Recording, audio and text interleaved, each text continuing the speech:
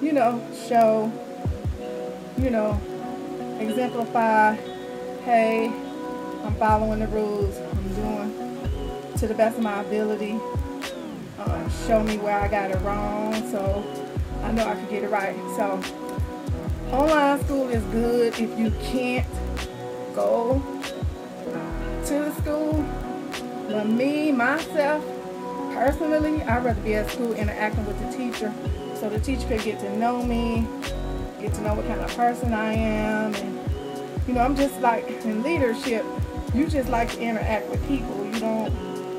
You just like to go and do and meet. And that's just me. I don't like just sitting here. It's very nerve-wracking. But I'm planning to do some events. I ordered, went to my doctor. Well, in Arizona, they have my scooter ready. They called me like, well, Miss Gray, we have your scooter. And I was like, I'm way in Milwaukee, Wisconsin. Ah! So, talked to my doctor here, and they're in the process of doing it here. But I'm not ready for this cold weather. I thank God that it was 70 degrees today. And I was like, yes, Lord, thank you, Jesus, for changing the weather. Keep changing it for me, God. You know I can't take that cold weather, because that cold weather is not only when I was here in January and that cold weather hit my face.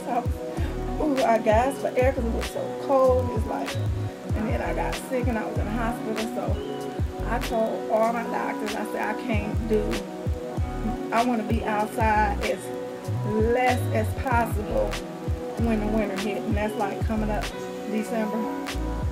January, February is the freezing months. And I'm not going out. So they're going to have to put my appointments in the end of March. And I'm just not going. So, but back to me doing my little natural thing. I talked to my girl, D. D, if you watch this video, girl, you know I love you. And she's a nurse. She's an RN. Most of the ladies at my church are RNs. I was going to school to get my degree, starting next semester as an RN. But I don't think I'm going to be able to do it because you got to be at the school, and we know right now I can't do that. But started doing my little natural thing, and it's kind of been like 3 weeks total. So this is like coming up on the end of the 3rd week, and my breathing got a little bad. So y'all know what I did. I was like, okay, I can't even walk to my room door right there without getting out of breath. So I got to cancel this. And me and the vet talked, and Dee said, well, make sure you keep track of your proximeter, you know, your oxygen levels. And my oxygen was on a continual 3 flow. The medications I was taking was prednisone and mycophenolate and Bactrim and Protonix. Protonix is for acid reflux because the prednisone causes acid reflux in your stomach, and I found out that the mycophenolate does that too. And so I kind of I said, well, since my breathing got worse, like I was saying, my oxygen is usually on a 3 flow continual at home, and then when I'm up and I gotta move around, I have to turn it up to a 4 or a 5. And then, like my oxygen tanks that I carry, they are like a pulse. So it's like when you sniff, like that, you take the air in.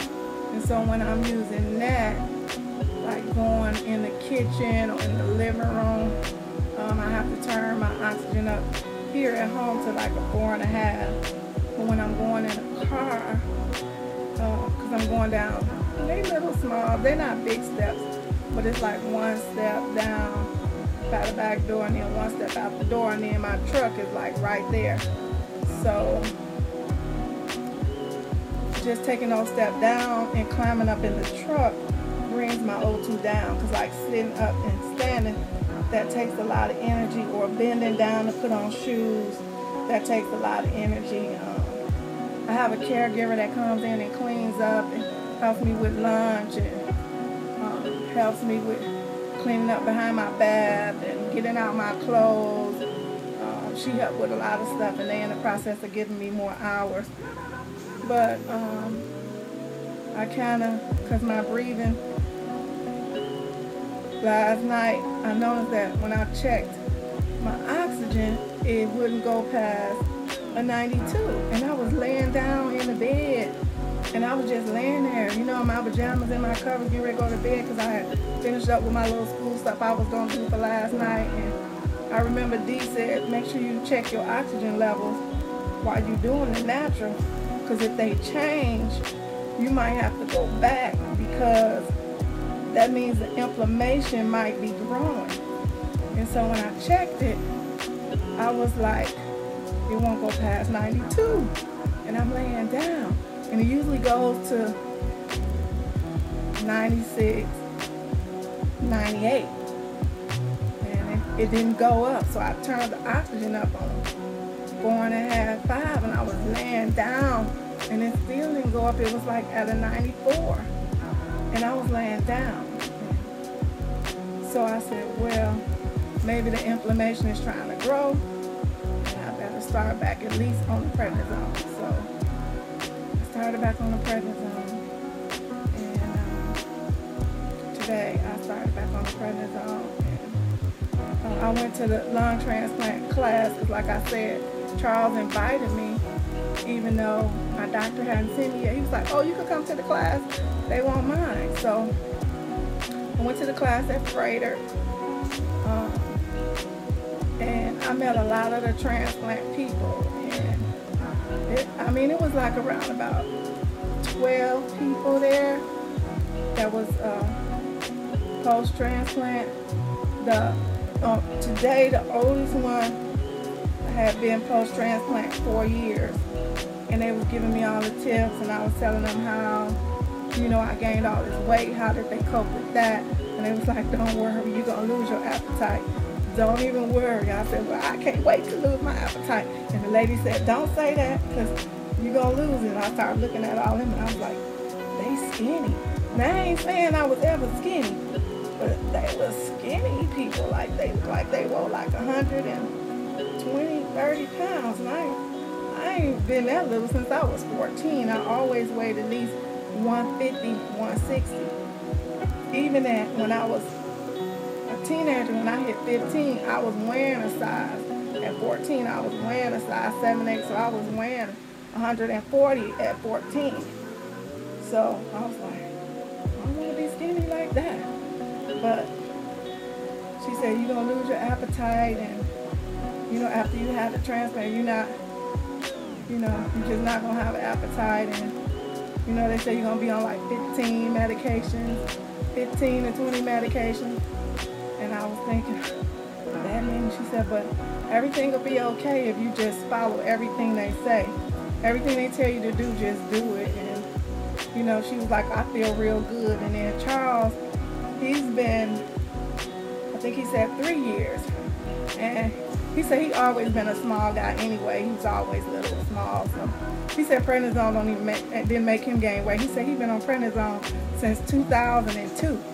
I was like, he said that in the class too, because they were talking about prednisone and your bone marrow and osteoporosis and how you end up being high risk and stuff like that.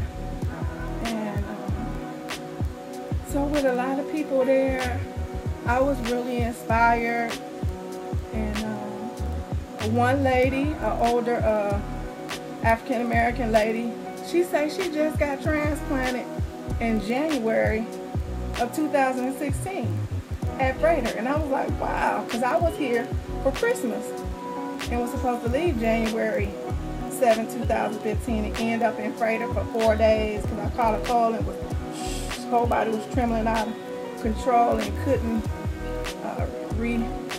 regroup my breathing. And so she was being transplanted when I was there.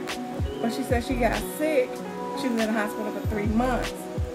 And but she was already on the list. And then another guy said he got sick and was in the hospital for 2 months. And they transplanted him and he wasn't on the list. And he said it's been 3 years for him and he was doing good. And they are really encouraging and stuff like that. And he said the only thing is, but I was really amazed at the lady who was just January. And she was up walking around and she was like, it just feels so good. She was like, it just feels so good not to have those gadgets and I could breathe again and all of that. She said, you will make it, honey. She said, you will make it. She was a little older. She wasn't that old though, because I'm like 50. Woo, woo, 50 and fabulous. But she looked like she was probably like maybe 59, 57. Maybe. She didn't look like she was 60 at all. So she was like, it just feels so good to not have that oxygen and to do things I couldn't do before. She was like, I'm just so amazed. She was like, but I'll see you at the next meeting and we'll talk some more and I'll tell you all I know. And her husband that helped her, he said, yeah, they'll talk with me and talk with my kids and my family to help, you know, me deal with it and cope. So